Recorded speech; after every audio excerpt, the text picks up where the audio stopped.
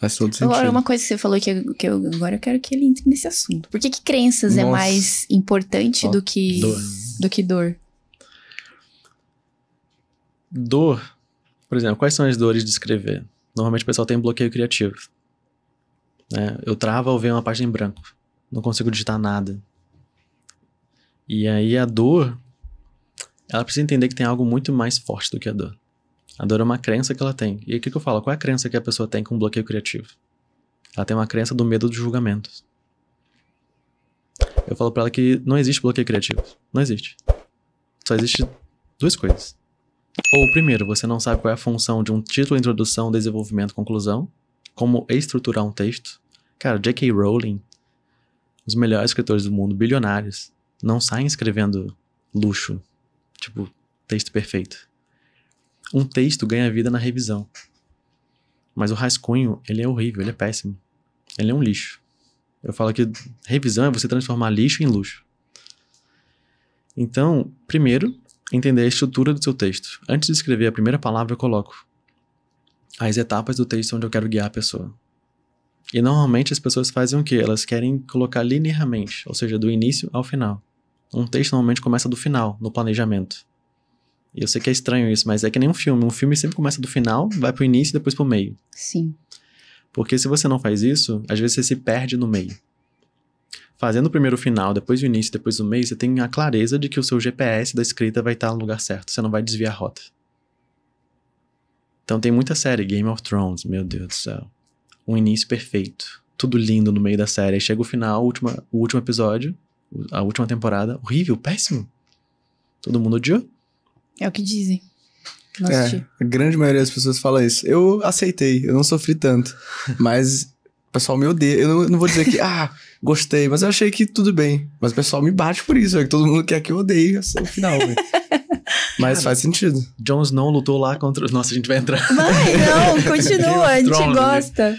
Vamos ver se essa conversa me convence a começar a assistir, porque eu não comecei a assistir ainda. Tá perdendo Nossa, tempo. mas é muito spoiler, né, pra você. Não tem problema, eu gosto de spoiler. É mesmo? Gosto. Não, vamos estranho. supor, tem lá um herói lá e tem um vilão, né? Jon Snow lá e o vilão, o rei lá da noite. Eles passam o tempo todo se olhando, se desafiando, vai ser um contra o outro. Aí quando chega um momento, cara, não é ele que luta contra o cara. É outra pessoa. Quem é mesmo? Hã? Quem é mesmo que luta? A Arya. A Arya que vai lá e apunhala ele, né, e acaba com ele. E você fica assim, acabou a história, velho. Passou, sei lá, 8 temporadas aqui criando todo um clímax de, meu Deus, o mundo vai acabar e só o cara vai conseguir resolver. E não é ele que resolve. Então, por que aconteceu isso? Porque o livro não tinha sido escrito. Não tá escrito ainda o final. Entendi. Eles tiveram que, os diretores da série, meio que, mesmo conversando com o cara, vai ser assim. Então eles não tinham um final pronto. Quando você tem um início e meio e não tem um final, é perigoso, porque às vezes o final tá desconectado com tudo. Mas se você tem um final, claro, Breaking Bad. Pô, melhor... você falou, você tocou no meu ponto fraco. Melhor série de todos os tempos. De todos os tempos, pra sempre. Já podemos acabar o QuickCast agora. Prazer. Valeu, gente. Tchau. Satisfação enorme. Não, fala sério. Ali foi assim... Brutal. Se tivesse uma segunda... Assim, se continuasse a série, eu acho que não seria, sabe, tão impactante. Porque foi perfeito, né? Exatamente. Terminou perfeito. Exatamente. Então, é um exemplo. Eu vi o Vince, né, que é o diretor da série, dando uma entrevista falando, eu tinha um final desde o primeiro capítulo. Eu sabia exatamente como ia terminar.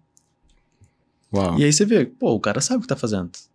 Ele sabe pra onde a história vai, pra onde tá levando. Então, muitas vezes, num texto é isso, você já tem clareza de um final. Eu quero levar a pessoa pra essa página, eu quero fazer isso, eu quero que ela pense isso, eu quero que ela comente, eu quero que ela compartilhe, eu quero que ela salve. Mas quando você começa um texto aleatório, no final, vou encaixar um CTA aqui, não vai ficar tão ligado. Mas e como é que cria o final? Antes mesmo de ter o resto. Antes mesmo de ter o resto. Qual que é sabe, o que você tem que ter em mente, tipo, pra criar o final de uma história? Depende do que você tá escrevendo. Se é uma página de vendas, se é um artigo. É mais assim, qual é o objetivo final, pra onde você quer levar ela? Então, como eu falei, teve um texto que eu escrevi uma vez que Foi 2017. Hoje foi o texto mais viral que eu já escrevi na internet. Tem um título chamado Recuperação. Começa com a minha foto do boletim do 3º ano, mostrando a recuperação em Física, Biologia e Química. E aí a primeira frase, a introdução é a seguinte: meu professor de Química disse na frente de todo mundo, você vai falhar no vestibular.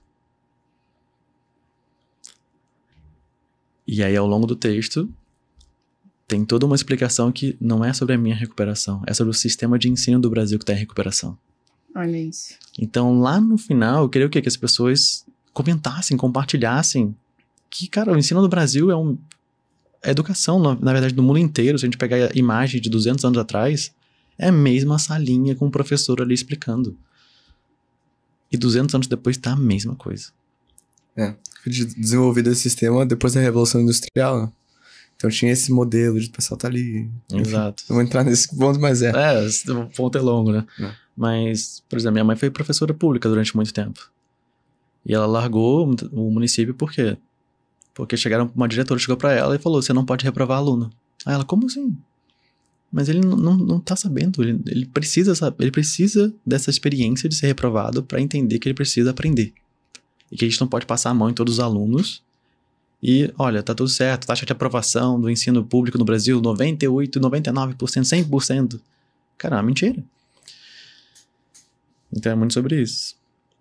Quando eu entendi isso aqui, eu parei de ficar vendo videozinho de guru de marketing digital e comecei a fazer resultados reais como esses aqui, ó. Todos os dias, mais de 5 dígitos em 2023. Eu fiz isso aqui aplicando uma única estratégia de vendas que os gurus não querem que você saiba e que me gera esses resultados diários vendendo em diversos nichos, diversos tipos de produtos. E hoje eu posso dizer que eu sou um dos melhores do Brasil nessa estratégia.